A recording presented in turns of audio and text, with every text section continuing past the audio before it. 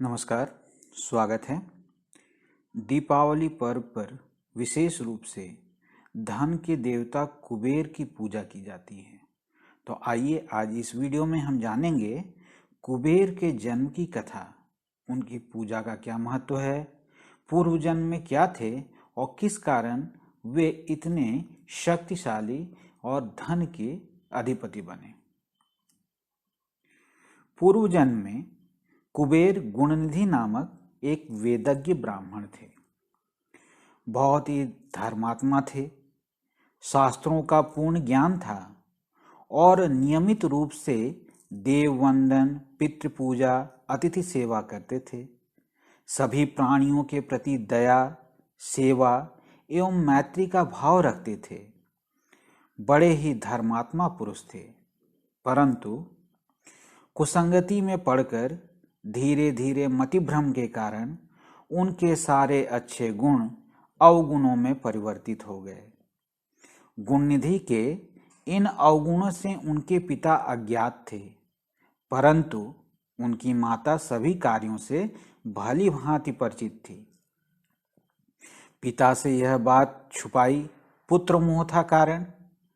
इसके फलस्वरूप गुणनिधि ने अपनी सारी पैतृक संपत्ति का नाश कर दिया। एक दिन किसी प्रकार गुणनिधि के पिता को उनके दुष्कर्मों का पता चला और उन्होंने उनकी माता से अपनी संपत्ति व गुणनिधि के बारे में जानकारी मांगी।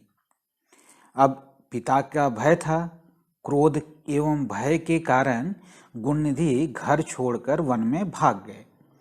जंगल में इधर उधर भटकने के बाद संध्या के समय एक शिव मंदिर को देखा। उस दिन शिवरात्रि थी, इसलिए शिव मंदिर में शिव भक्त पूजा का विधि विधान कर रहे थे।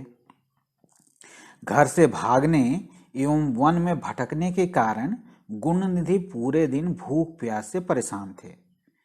इस कारण प्रसाद आदि खाद्य वस्तुओं को देखने पर उनकी भूख और ज्यादा बढ़ गई। गुणनिधि वहीं पास में छुपकर पूजन देखते रहे और सोचते रहे कि इन लोगों को नींद आने पर प्रसाद चुराकर अपनी भूख शांत कर लूंगा। रात्रि काल में शिव भक्तों के सो जाने के पश्चात गुणनिधि एक कपड़े की बत्ती जलाकर फल पकवानों को लेकर भाग ही रहे थे कि उनका पैर एक सोए हुए पुजारी के पैर से टकरा गया और वह पुजारी जोर जोर से चिल्लाने लगा कि चोर चोर चोर आया। और यह आवाज सुनकर पास में जो भी लोग सोए हुए थे सभी सेवक जाग गए। उन्होंने गुणनिधि पर बाण छोड़ा, जिससे उसी समय उनके प्राण निकल गए।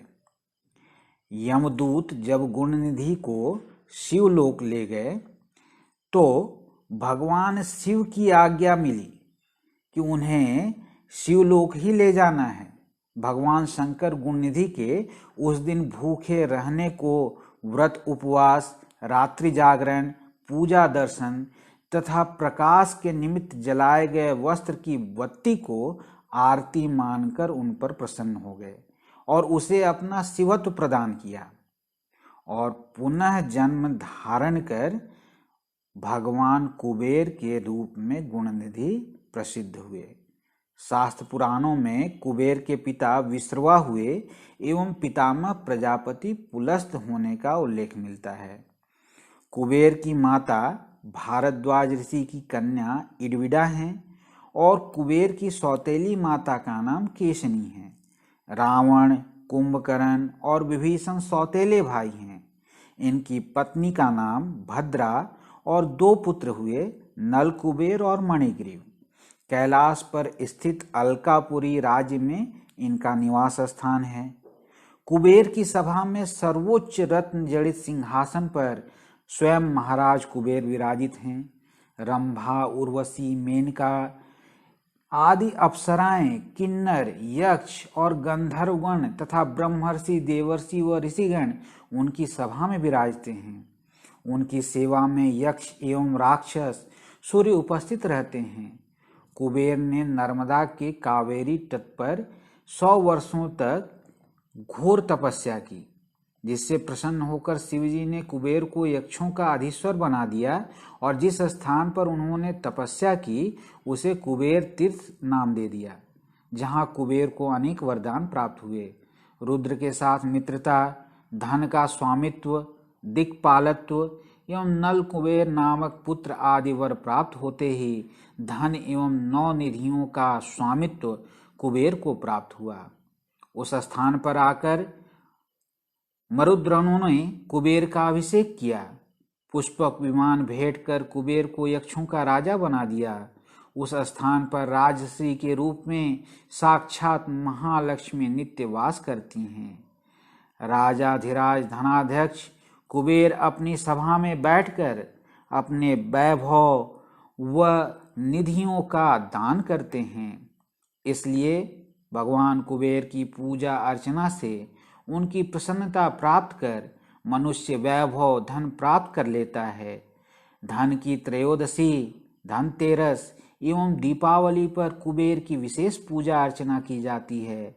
ऐसा माना जाता है कि कुबेर की पूजा अर्चना भक्तों के लिए शीघ्र फल प्रदान करने वाली होती है।